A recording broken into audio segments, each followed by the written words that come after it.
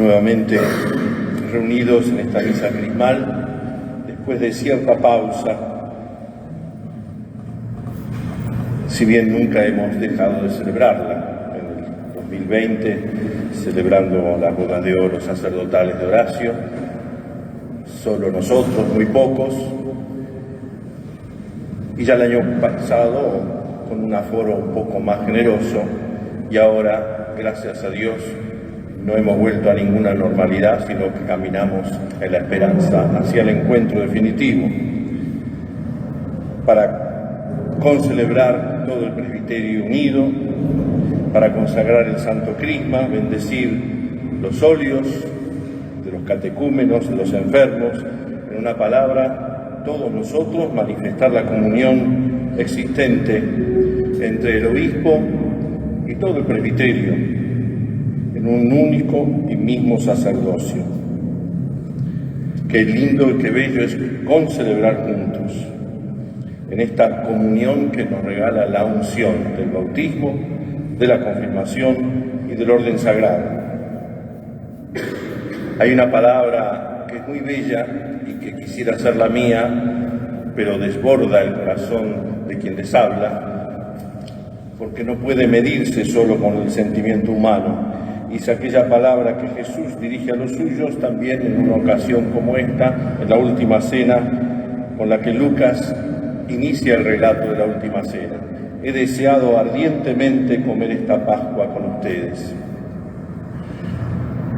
Lo hago si se habla de virtudes teologales, con una fe teologal, con una esperanza teologal y con un amor teologal, porque nuestros corazones son tortuosos y enfermos, diría Jeremías. ¿Quién puede entenderlos? Pero el Señor también nos consuela. Yo conozco el corazón y examino las entrañas. Si estamos aquí en esta misa crismal, como en cualquier celebración, es para respondernos en nuestro corazón a las dos preguntas claves que Dios mismo nos hace al inicio de la revelación escrita de la Escritura. ¿Dónde estás? Pausa. ¿Dónde está tu hermano, tu hermana? Tiene que ver con la vocación, el llamado para servir al santo pueblo de Dios. Hemos sido llamados a servir. La palabra que usamos, que también no alcanza a expresar todo el misterio, es un ministerio, es decir, en nombre de otro, de nuestro Señor Jesucristo. Ungidos para ungir. El Espíritu del Señor está sobre mí, me envió a llevar la buena noticia a los pobres.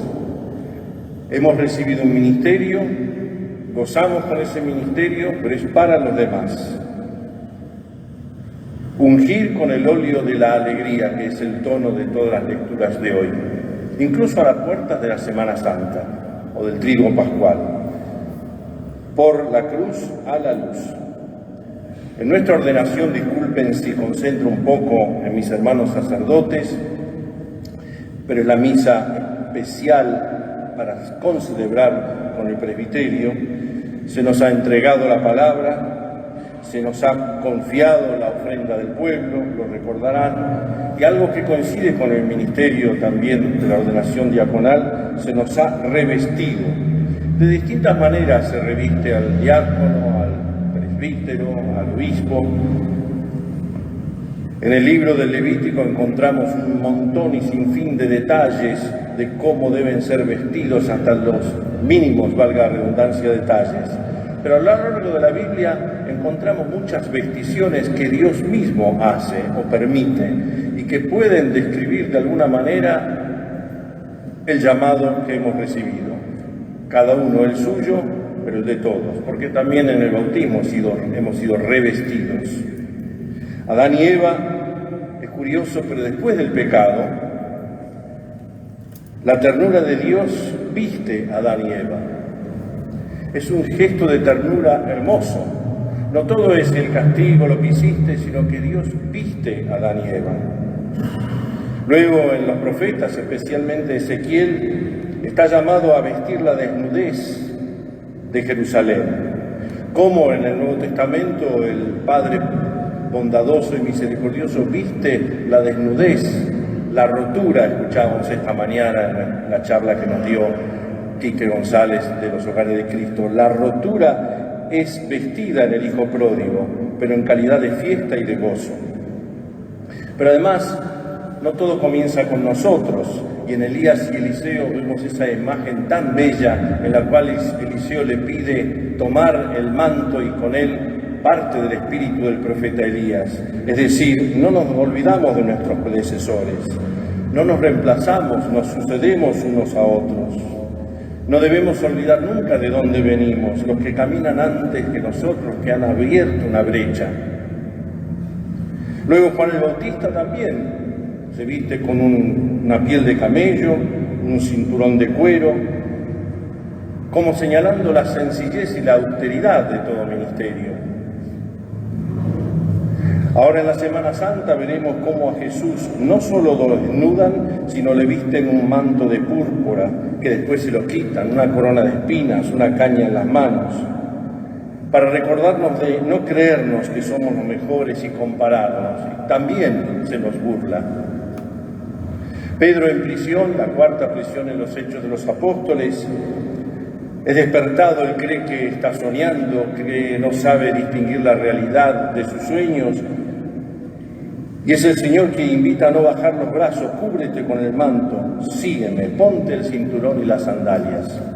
Y finalmente podríamos encontrar tantos pasajes en el Apocalipsis, esos que vienen todos de blanco.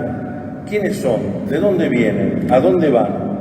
Son los que vienen de la gran tribulación. Sus vestiduras han sido lavadas en la sangre del Cordero. No estamos solos, no estamos solos. Somos testigos, como indica la lectura del Apocalipsis, evangelizadores para curar, proclamar, consolar, perfumar. La carta a los Hebreos nos invita a pensar en Jesús, el apóstol lo llama, el enviado, sumo sacerdote de la fe que profesamos. Él es fiel a Dios que lo constituyó como tal, así como también lo fue Moisés, de una manera distinta. Y tomándole la mano a Moisés quisiera reflexionar un par de cosas, porque a veces mirar el sacerdocio de Jesús directo, encandila. Si bien la pasión y muerte de Jesús nos hacen ver nuestra propia pasión, el padecer y pasión de querer servir a Dios y a su pueblo. En el libro del Eclesiástico dice: un hombre de bien que halló gracia a los ojos de todos y fue amado por Dios y por los hombres. Después dice Moisés, de bendita memoria. Pero hablo de ustedes, mis hermanos. Por su fidelidad y mansedumbre, Dios lo consagró y lo eligió entre todos los mortales. Sí, en estos últimos 2 años hemos experimentado más que nunca, lo decía hoy en la reunión del Consejo Presbiteral uno de ustedes, muchas fragilidades, o en realidad hemos experimentado muchas tensiones, no porque las tensiones sean malas. Y en Moisés y en cada uno de nosotros podríamos identificarlas de alguna manera en las siguientes 2. Primero, el deseo de ver a Dios, pero verlo solo de espaldas. Y segundo, experimentar la grandeza a la misión que nos encomienda el Señor, y al mismo tiempo la propia fragilidad. Pero experimentar la propia fragilidad no me refiero a la autocompasión o autoconmiseración de las lamentaciones, no del libro de las lamentaciones, sino de los compañeros de ruta que me elegiste, el obispo que me pusiste. Todo eso son lamentos, sino la fragilidad de esa propia fragilidad, la de todos. La primera nota que quisiera señalar es que todos nosotros, pero miro hoy especialmente a ustedes, mis hermanos, que entiendo que estén cansados y dormidos, es una larga jornada y han tenido que dar vueltas como perro antes de echarse aquí en Bahía Blanca hasta llegar a este momento. Pero, como dijo aquel que se convirtió en una celebración en Luján, no era católico, entró al santuario, era un día de peregrinación de una comunidad, habían caminado toda la noche, Le parecía toda una idolatría, pero fue a pispear como un poco espía a los peregrinos. Y el cura era viejo y decía, los veía todos dormidos: duerman, duerman, que la Virgen es nuestra madre y como toda madre se alegra cuando los hijos vienen a su casa y duermen, sobre todo después de una noche. Estamos llamados a ser hombres de la adoración, en una soledad necesaria para el encuentro con Dios. Con ese Dios que hemos escuchado recién, es el yo soy. Un yo soy que abraza la historia y nos ayuda a hacer memoria, a recordar, distinguiendo la palabra recordar, que es volver a poner en nuestro corazón, de la añoranza, ligada más a cosas, casos, causas del pasado, que nos paralizan y nos llenan de una tristeza. Papa Francisco habla de tristeza dulzona, que nos paraliza. No, recordar es volver a repasar desde la fe el paso de Dios por nuestra historia. De un Dios que nos madruga, decimos los porteños, que le dice a Moisés: he visto la opresión de mi pueblo, he oído sus gritos, conozco sus sufrimientos. Pero si es esto lo que Juan expresa en su primera carta, lo que hemos visto, oído, tocado con nuestras manos, eso es lo que le transmitimos. No propias expresiones en una nube autorreferencial, sino Jesús, Jesús. Un Jesús que me dice, como a Moisés, Dios, ve, yo te mando, no tengas miedo, yo estoy contigo. ¿Y cómo es el modo de esa adoración en la soledad? Podríamos llegar a decir solitariedad, pero soledad es mejor. Es un diálogo constante del yo y el tú, que revela la intimidad de ambos, un tuteo que es un diálogo de amor. Conocer a Dios, que nos brinda su nombre, yo soy, y un diálogo. Y orar es el deseo de conocer a Dios y buscar su rostro, pero conocerlo con amor, porque decía ese famoso escritor Octavio Paz, mexicano, el amor descubre la realidad al deseo. Le tenemos miedo a la palabra deseo, porque le identificamos siempre con cosas que son pasajeras, humanas, y en realidad la gran pregunta del ¿dónde está? Es ¿dónde está tu corazón? ¿Qué deseas? Lo dicen los empleados en un comercio, ¿qué desea? Lo dice el que te atiende en un lugar, ¿qué desea? Jesús también te pregunta qué desea, pero es una pregunta dirigida al corazón. No encierra esta pregunta o este tuteo, no encierra esta pregunta y la respuesta a lo intelectual, la enfermedad del gnosticismo. Yo entiendo, los demás no entienden. O en lo volitivo, la enfermedad del pelagianismo, pensar que el propio querer basta, yo laburo, los demás no laburan.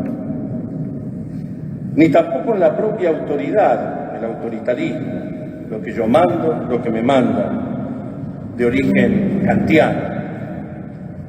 Estos imperativos categóricos que nos destruyen y hacen experimentar una fragilidad que no es la del Evangelio que Dios permite. Moisés, como nosotros, en esa soledad experimentamos que Dios ama al hombre. Abraham también lo había experimentado, pero que el ser humano puede amar a Dios. Dios se revela entonces a Moisés y a nosotros como un Dios compasivo, bondadoso, lento para enojarse, pródigo en amor y fidelidad. Escuchar a Dios en la oración, que me ama, y amarlo, que me habla cara a cara como un amigo.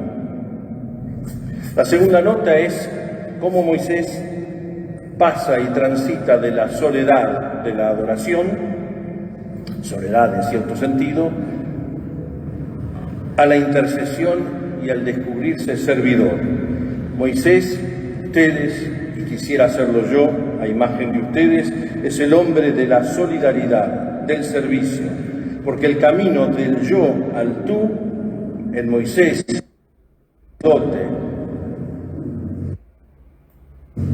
con Dios pasa a través del pueblo. Pedro escribirá en su primera carta: raza elegida, nación santa, pueblo adquirido por Dios. Ustedes antes no eran pueblo, ahora lo son.